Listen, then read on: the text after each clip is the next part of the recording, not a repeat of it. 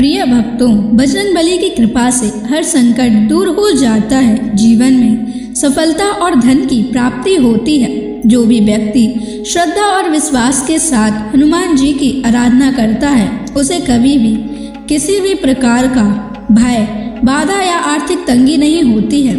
हनुमान जी की कृपा से आर्थिक संकट और दारिद्रता समाप्त होती है। इसलिए प्यारे भक्तों, आज हम आपको हनुमान जी का एक ऐसा चमत्कारी मंत्र बताने जा रहे हैं जिससे आपके जीवन में धन की बरकत बनी रहेगी, व्यापार और नौकरी में तरक्की होगी, कर्ज से मुक्ति मिलेगी। अगर आप आर्थिक परेशानियों से जूझ रहे हैं तो आप इस मंत्र का जाप अवश्य करें और नियमित 108 बार करें। हनुमान जी का आशीर्वाद प्राप्त करने के लिए इस वीडियो को लाइक और चैनल को सब्सक्राइब जरूर कर दें और कमेंट बॉक्स में जय हनुमान अवश्य लिख दीजिए। तो चलिए भक्तों, मंत्र का जाप करना प्रारंभ करते हैं। ओम नमो महायोगिन हनुमते रामदूताय स्वाहा। ओम नमो महायोगिन हनुमते रामदूताय स्वाहा। ओम नमो महायोगिन हनुमते रामदूताय स्वाहा। ओम नमो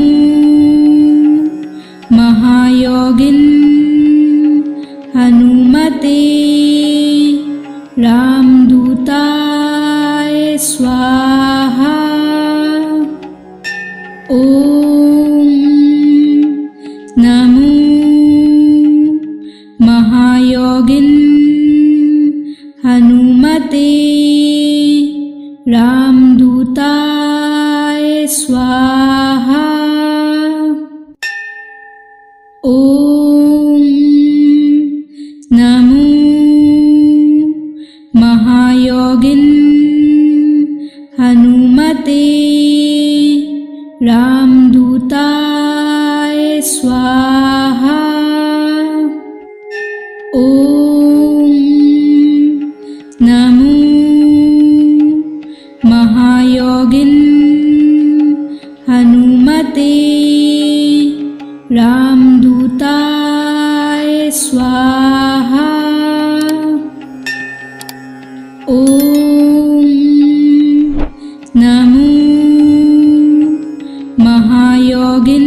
महायोगिन हनुमते रामदूताय स्वाहा।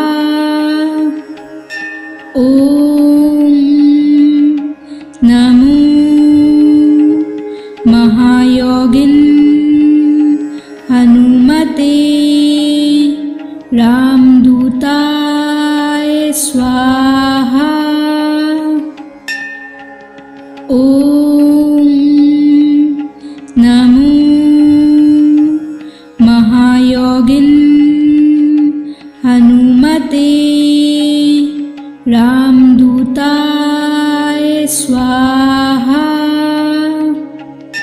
ओम नमो महायोगिन हनुमते रामदूताय स्वाहा। ओम नमो महायोगिन हनुमते रामदूताय स्वाहा। ओम नमो महायोगिन हनुमते रामदूताय स्वाहा। ओम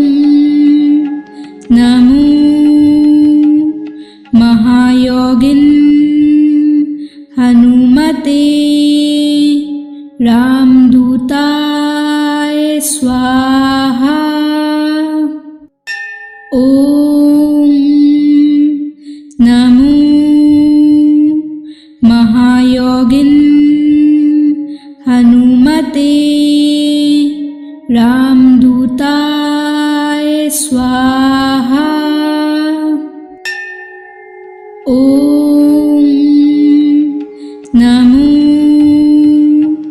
महायोगिन् हनुमते रामदूताय स्वाहा।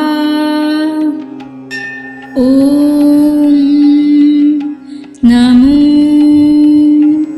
महायोगिन् हनुमते रामदूताय स्वाहा।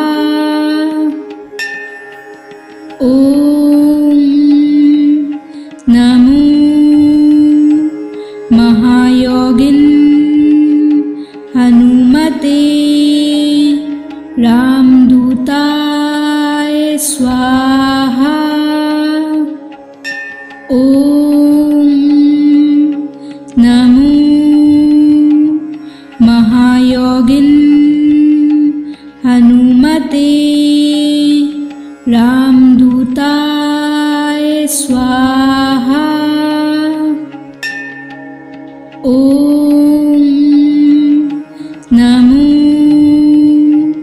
महायोगिन् हनुमते रामदूताय स्वाहा। ॐ नमो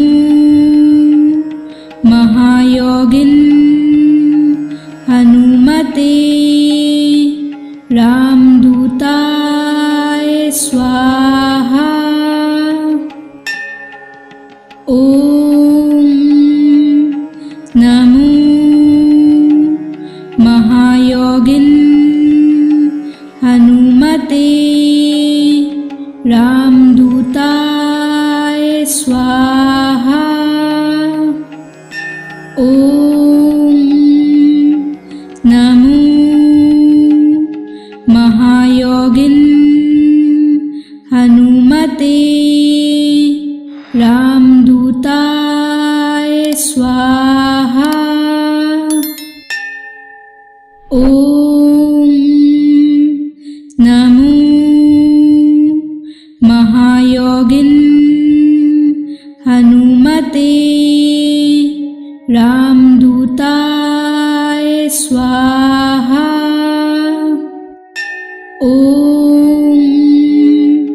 नमो महायोगिन् हनुमते रामदूताय स्वाहा। ॐ नमो महायोगिन् हनुमते रामदूताय स्वाहा। ॐ नमो महायोगिन् हनुमते रामदूताय स्वाहा। ॐ नमो महायोगिन् हनुमते रामदूताय स्वाहा। ॐ नमो महायोगिन् हनुमते रामदूताय स्वाहा। ॐ नमो महायोगिन् हनुमते रामदूताय स्वाहा। ॐ नमो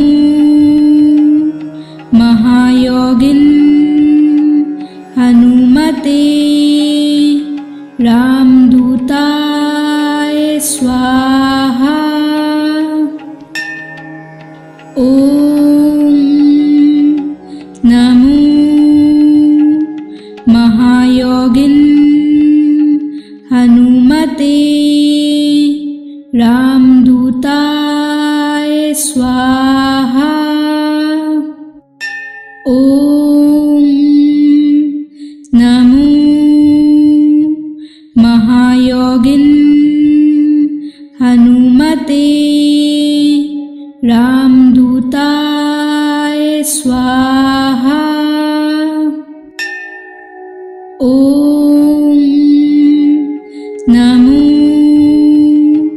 महायोगिन हनुमते रामदूताय स्वाहा। ॐ नमो महायोगिन हनुमते रामदूताय स्वाहा। ॐ नमो महायोगिन हनुमते रामदूताय स्वाहा। ॐ नमो महायोगिन हनुमते रामदूताय स्वाहा। ॐ नमो महायोगिन हनुमते रामदूताय स्वाहा। ॐ नमो महायोगिन हनुमते रामदूताय स्वाहा। ॐ नमो महायोगिन हनुमते रामदूताय स्वाहा। ॐ नमो महायोगिन हनुमते रामदूताय स्वाहा। ॐ नमो महायोगिन हनुमते रामदूताय स्वाहा। ॐ नमो महायोगिन हनुमते रामदूताय स्वाहा। ॐ नमो महायोगिन हनुमते रामदूताय स्वाहा। ॐ नमो महायोगिन हनुमते रामदूताय स्वाहा। ॐ नमो महायोगिन हनुमते रामदूताय स्वाहा। ॐ नमो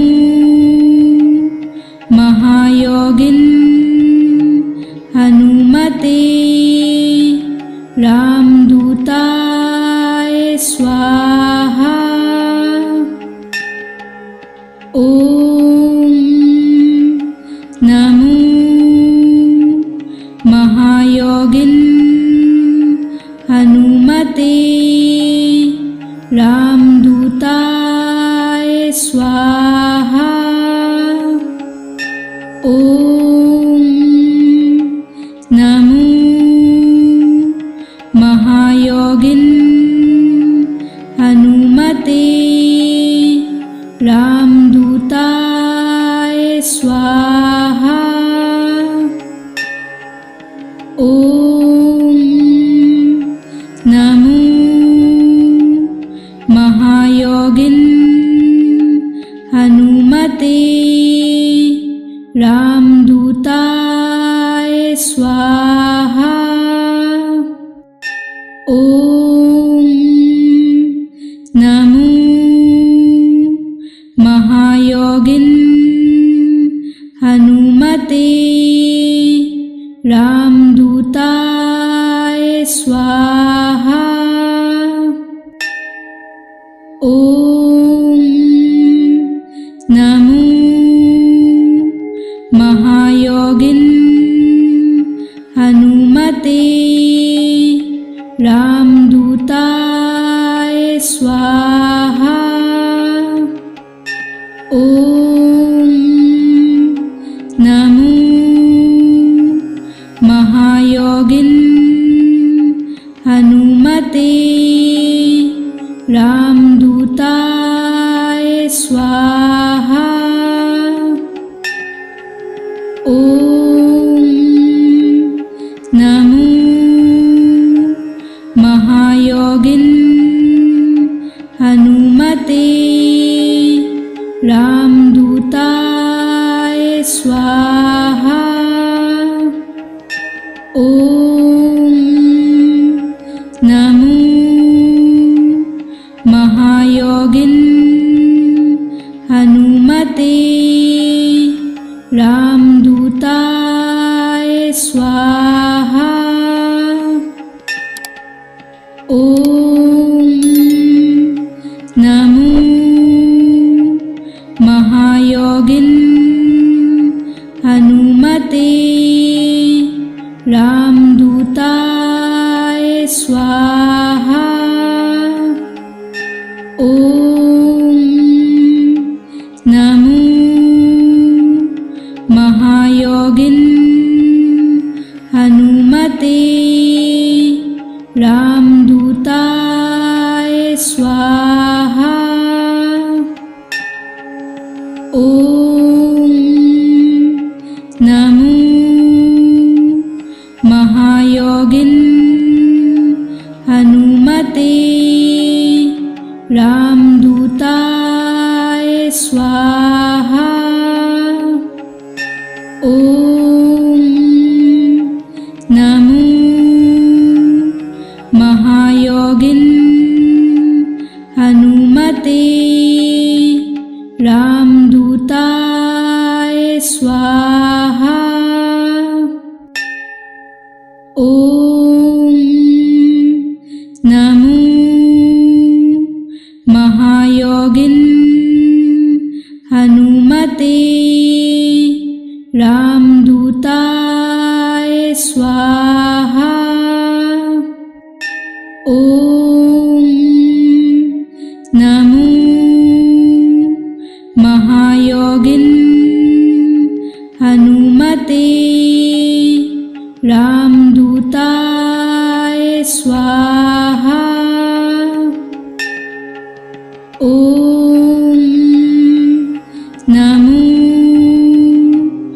महायोगिन हनुमते रामदूताय स्वाहा।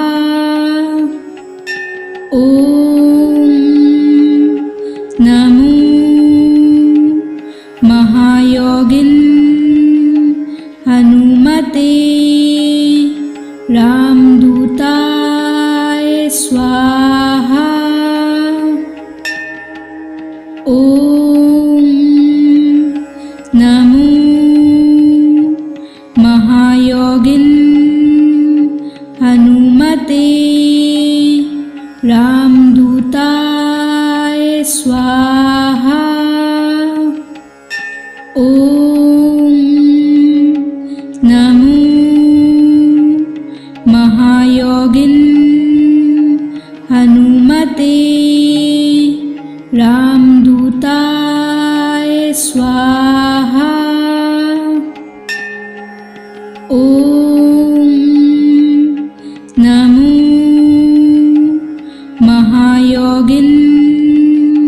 हनुमते रामदूताय स्वाहा। ॐ नमो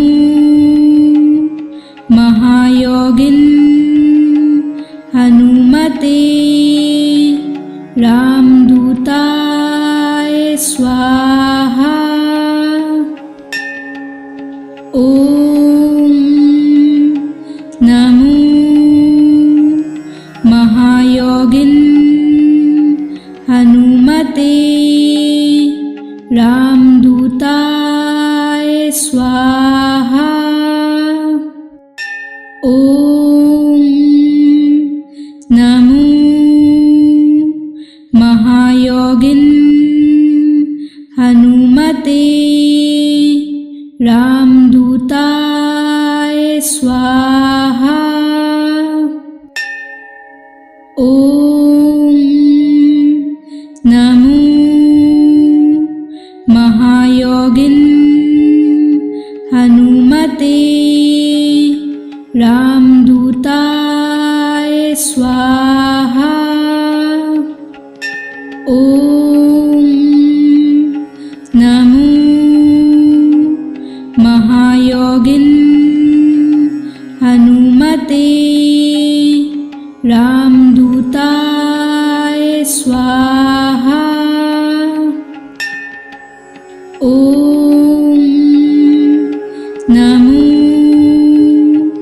महायोगिन हनुमते रामदूताय स्वाहा। ॐ नमो महायोगिन हनुमते रामदूताय स्वाहा। ॐ नमो महायोगिन हनुमते रामदूताय स्वाहा। ॐ नमो महायोगिन हनुमते रामदूताय स्वाहा। ॐ नमो महायोगिन हनुमते रामदूताय स्वाहा। ॐ नमो महायोगिन हनुमते रामदूताय स्वाहा। ॐ नमो महायोगिन हनुमते रामदूताय स्वाहा। ॐ नमो महायोगिन हनुमते रामदूताय स्वाहा। ॐ नमो महायोगिन हनुमते रामदूताय स्वाहा। ॐ नमो महायोगिन हनुमते रामदूताय स्वाहा। ॐ नमो महायोगिन हनुमते रामदूताय स्वाहा। ॐ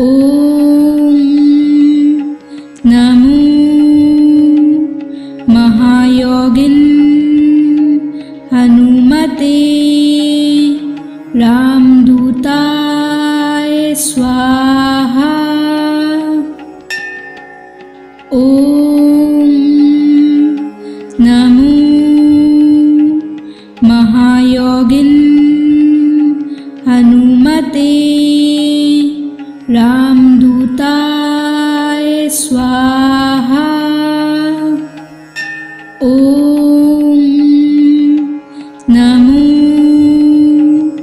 महायोगिन हनुमते रामदूताय स्वाहा।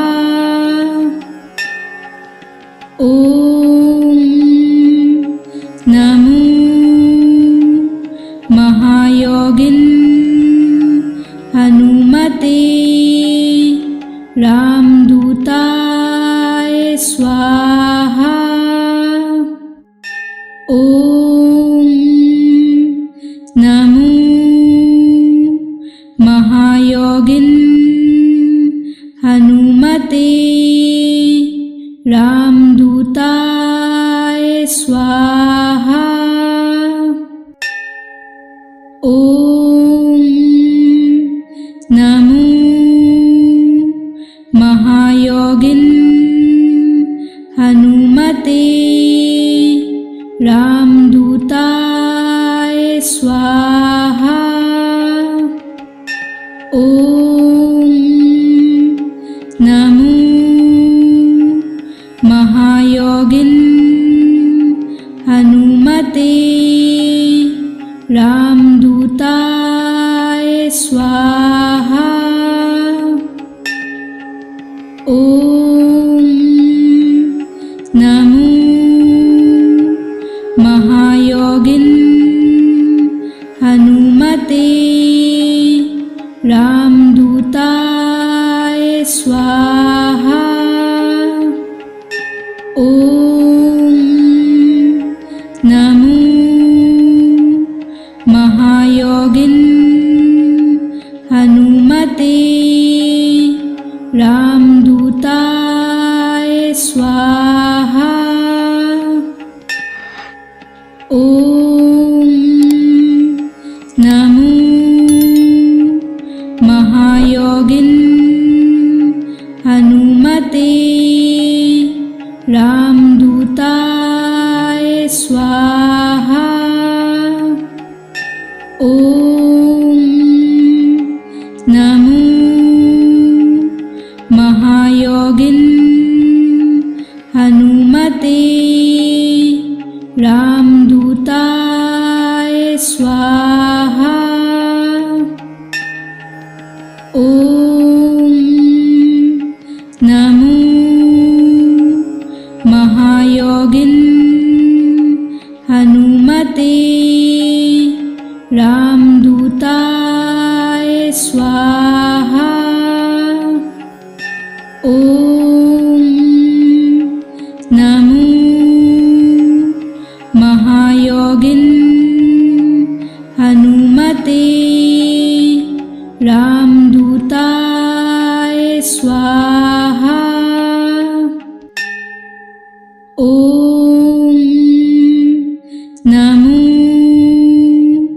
महायोगिन हनुमते रामदूताय स्वाहा। ओम नमो महायोगिन हनुमते रामदूताय स्वाहा। ओम नमो महायोगिन हनुमते रामदूताय स्वाहा। ओम नमो महायोगिन हनुमते रामदूताय स्वाहा। ओम नमो महायोगिन हनुमते रामदूताय स्वाहा। ओम नमो महायोगिन हनुमते रामदूताय स्वाहा। ओम नमो महायोगिन हनुमते रामदूताय स्वाहा। ओम नमो